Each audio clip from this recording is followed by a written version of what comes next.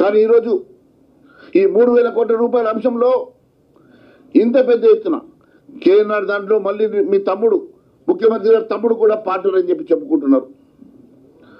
KNR company Narasimha Reddy గారి కంపెనీలో మీ తమ్ముడు కూడా పార్ట్నర్ అని చెప్పి చెప్పుకుంటా ఉన్నారు.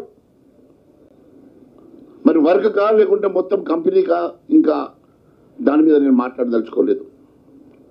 కానీ మీ సొంత బామర్ది అయినటువంటి సృజన్ గారు శోధా కంపెనీకి సంబంధించినటువంటి అంశంలో మరి గత ప్రభుత్వాన్ని మీరు ఎప్పుడు కుటుంబ పాలన, గత ప్రభుత్వాన్ని ఎప్పుడు నిందిస్తూ అది కుటుంబ పాలన అని చెప్పేసి కేసీఆర్ హరీష్ ఇద్దరే ఈ రాష్ట్రాన్ని నడిపిస్తున్నారని చెప్పారు కదా. మరి ఈరోజు ముఖ్యమంత్రి గారి తమ్ముడు, ముఖ్యమంత్రి గారి బామ్మరిది, నేను ఇంకా కుటుంబ అంశాలకు వెళ్ళడం లేదు. ఈ అంశంలో మరి ఈ కాంట్రాక్ట్ విషయంలో వారు ఇన్వాల్వ్ ఉన్నారు కదా. మరి ఈ అంశంలో మీరు ఏం సమాధానం చెప్తారు అని చెప్పేసి మాత్రమే నేను అడుగుతా ఉన్నాను. ఎవరి పాలైందిరో తెలంగాణ, ఎవరి పాలైందిరో తెలంగాణ పాటలు పదే పదే పాడారు కదా మీరు పిసిసి అధ్యక్షుడిగా ఉన్నప్పుడు. మరి ఈరోజు తెలంగాణలో కాంట్రాక్టర్లు లేరా, మొత్తం ఆంధ్ర కాంట్రాక్టర్లు అన్నారు కదా.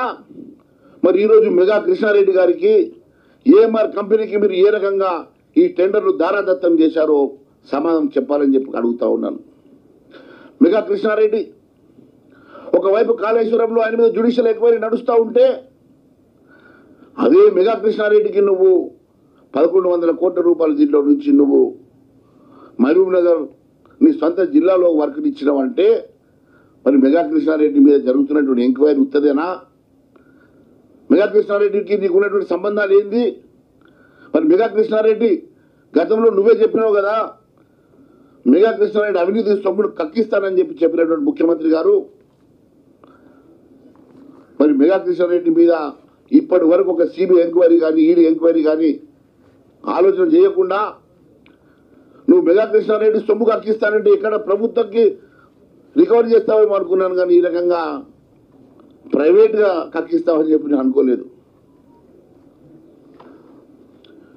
మరి మెగా కృష్ణారెడ్డి మీద జ్యుడిషియల్ ఎంక్వైరీ నడుస్తున్న సందర్భంగా కనీసం బ్లాక్ లిస్ట్ చేయకుండా కూడా కొత్తగా కాంట్రాక్ట్లు ఇవ్వకుంటే బాగుండదు కదా.